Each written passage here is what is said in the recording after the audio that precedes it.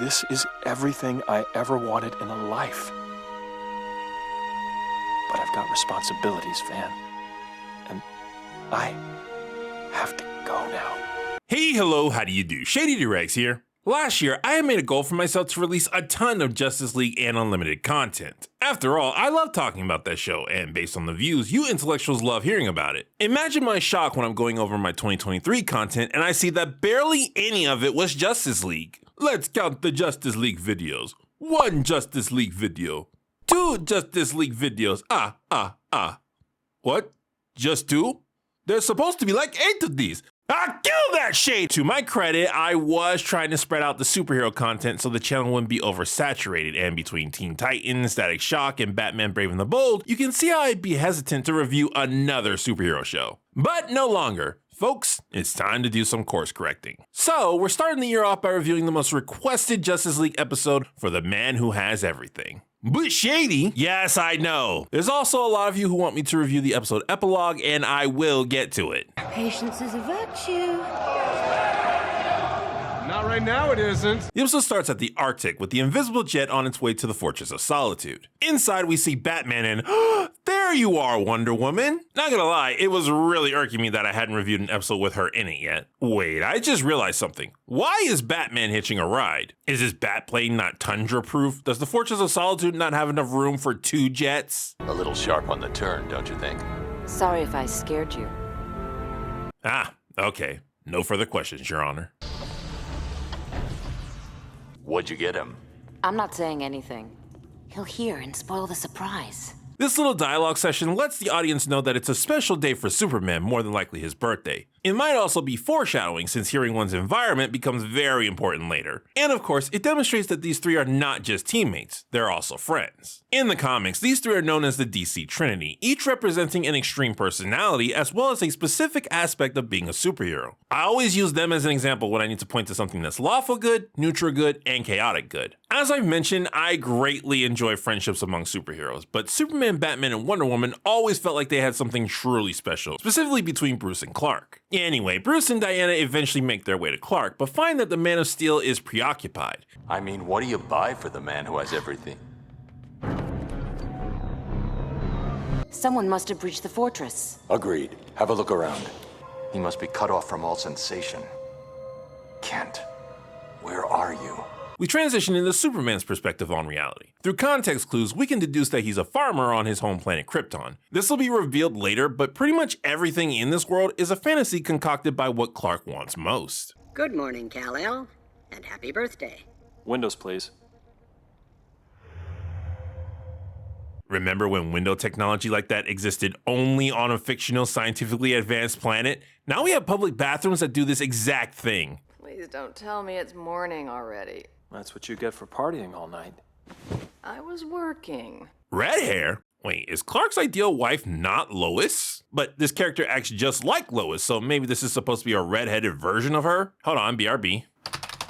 Okay, so a quick Google search revealed that Supes dated quite a few gingers in his time, but my best guess is that this is supposed to be Lana Lang, his childhood sweetheart. Let's see, the credits list her as Lohanna. Is that like a long-form name of Lana? Wait, Dana Delaney? That is Lois. What's going on here? Also, Pa Kent is not in this episode. Why is he? No, don't get distracted. Gotta figure out who this woman is. Let me check the wiki. Maybe that can explain. Oh, okay. That makes sense. Well, I was half right. Twice, actually.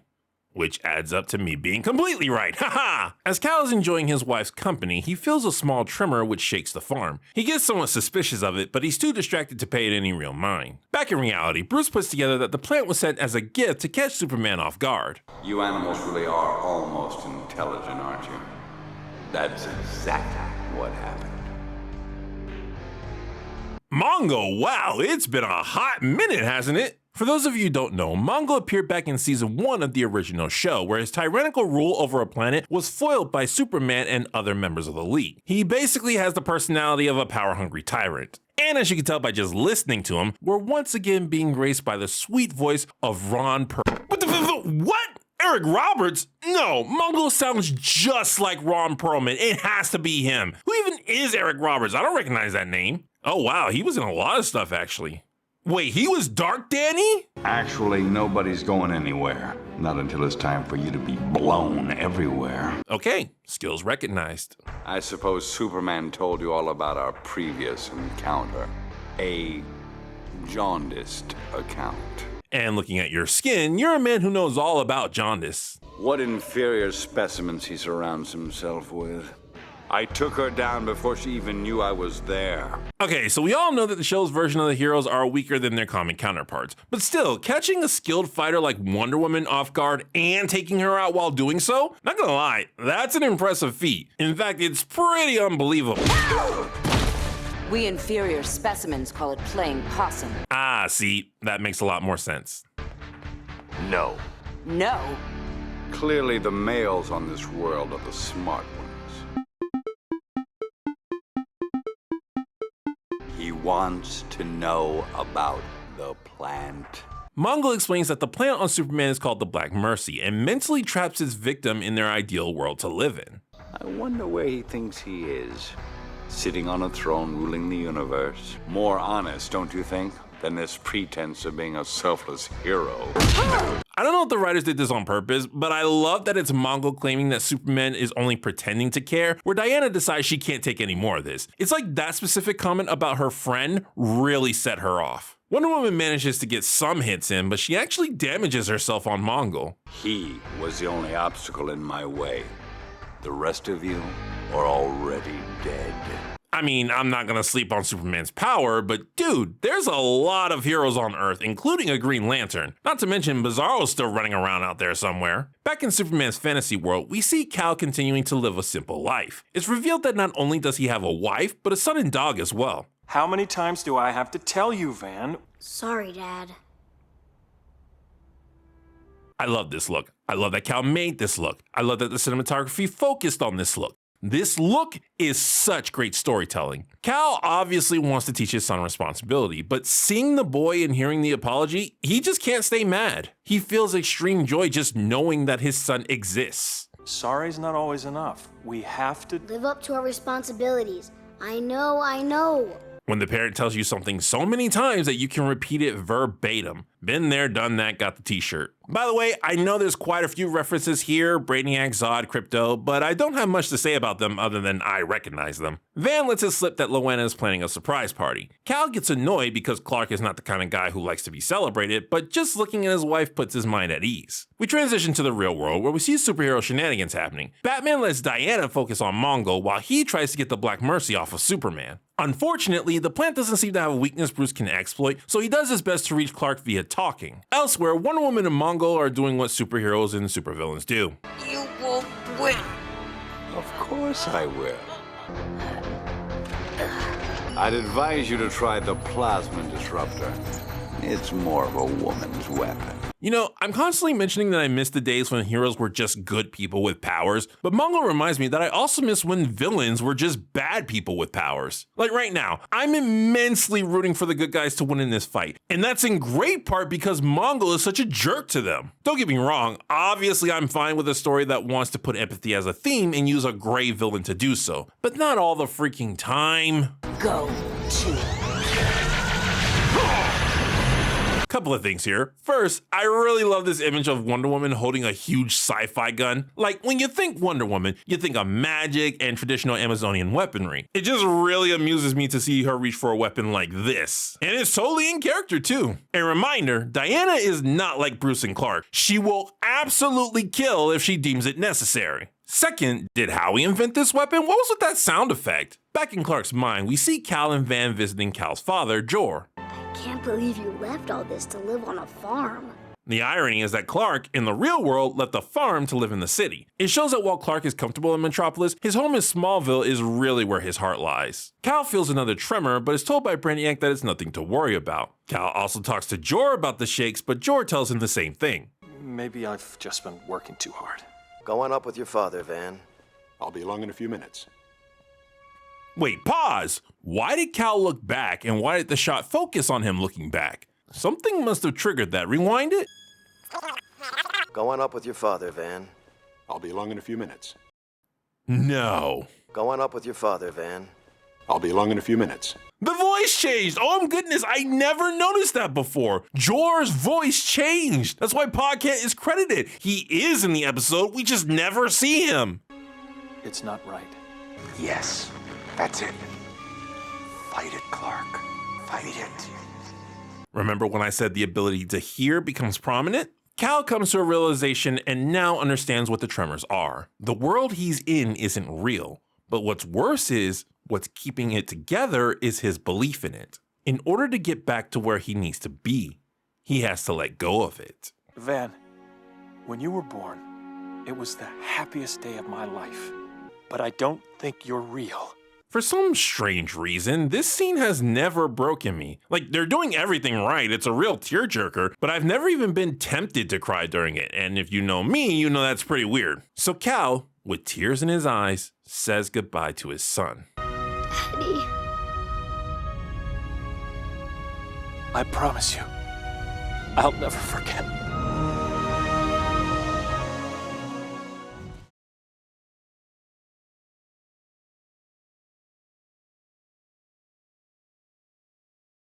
I do sometimes wonder if what Cal's doing here is moral. Technically, all these people, fake or not, have sentience, and Clark is making the active choice to end their existences. I always come back to the conclusion that it was the best thing to do, but I'd be curious to see if any of you intellectuals disagree. Yes! So tell me what you want, what you really want. Batman now has the plan attached to him. I'll give you 3 guesses as to what his ideal life is.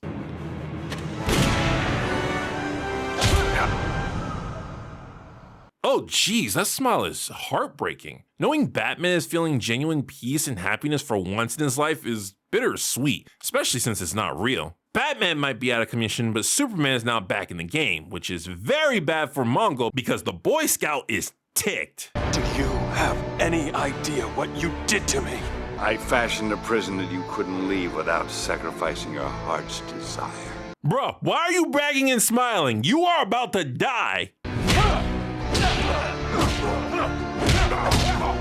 Elsewhere, we see Diana trying to crawl around and do something because she doesn't stop fighting until she's knocked out, paralyzed, or dead. I'm not even joking, the woman will kill herself trying to defeat her opponent. Wonder Woman finds that Bruce now has the Black Mercy and calls out to him. Her call immediately works, probably because the episode is running out of time, and Bruce is forced to accept reality. Bruce! Don't tell me what you want, what you really want. Back to Superman, he and Mongo go toe-to-toe, with Mongo getting a bit of a leg up. However, considering his opponent is freaking Superman, that doesn't last. I give you oblivion. Burn! You should have stayed in whatever happy fantasy the Black Mercy granted you. Happy! Do you know what I've lost? Clark hesitates for a moment, giving Mongo a chance to get a cheap shot, and it looks like the fight is about to end. Unfortunately for Mongo, he forgot that Superman has friends in high places. But I think this is yours. Don't tell me what you want, what you really want. Considering all the crap Wonder Woman had to put up with during the fight, I think it's very fitting that she got the finishing blow. The episode ends with the DC Trinity consoling each other after what just happened. This was your birthday present.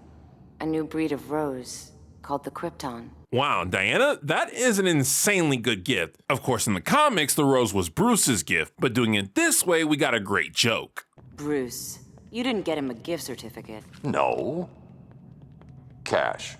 Oh yeah, by the way, this is one of those based off of comic episodes. I read this story, and while I don't remember everything about it, I do remember saying out loud, wow, for once, the book didn't do it better. And that was for the man who has everything. Absolutely loved this episode. Plenty of action, plenty of character moments, and it leaves a lot for anyone watching to ponder over. Superman is a god among gods, capable of doing things that most men could only dream of. One would think he has everything he could ever want. Yet, as any Superman fan would tell you, Clark Kent's powers might be complicated, but his motives aren't. He's a Boy Scout with a heart of gold, and that aspect about him speaks to why he's so dedicated to helping others. The Black Mercy can be used as a metaphor for one of the main lessons superhero stories often try to teach: sacrifice. Superheroes giving up what makes them happy to make sure the world is safe is a tale as old as comic book time. Personally, I've always had a slight problem with that message, but I think this episode delivers it well enough that I can keep my complaints to myself this time around. Also, while we're on the topic of Superman, this video is a great opportunity to start a conversation I've wanted to have for a long time. I've heard way too many people who have never picked up a comic book in their life say that Superman is a boring character. There are many reasons why this opinion started spreading, but personally, I blame Death Battle more than anything. What happens when you pit a man with the power to break any limits against a being with no limits in the first place? Well, only one has limits to give at all. But that's exactly what makes him such a memorable character. That was Death Battle trying to cushion the blow of Goku losing a second time to Superman. Unfortunately, many people took that statement and decided it also meant that Superman himself is a boring character. No. Goku would be boring if he had Superman's powers because Goku's story is about overcoming limits. Superman's story, however, is about choices and consequences. He's the most powerful being around, yet all he wants to do is help people. The interest of Superman comes from seeing how, with all his power, he tries to make the world a better place. Don't get me wrong, Clark Kent isn't the greatest character ever written, and yes, the powers are fun. Obviously, superhero fanatics are gonna want powers, but there's a reason this guy has lasted as the face of comics for so long. He's the example, the paragon you look to in hopes that you can become better. It's just that with more relatable heroes existing, people think Superman should also fall into that category. Why aspire to be Superman when it's so much easier to relate to Spider-Man? No one wants to look up to you anymore, Superman. They don't want to strain their necks. All in all, For the Man Who Has Everything is a legendary JLU episode, showing the complexities of superhero philosophy and giving a great example of what it means to be Superman. This has been Shady Doorags. So long. Farewell. Auf Wiedersehen. Goodbye. Hey you guys, I know I normally don't talk during the outro, but some people have been getting mad at me because I haven't been drawing attention to my other social media stuff. So just so you know, I do have a Twitter, I have a second channel where I play video games and do other stuff, I have a Patreon, I have a PayPal donation page, and I have a Discord. All of those and more can be found in the description. There, I did it, now y'all can stop being mad at me.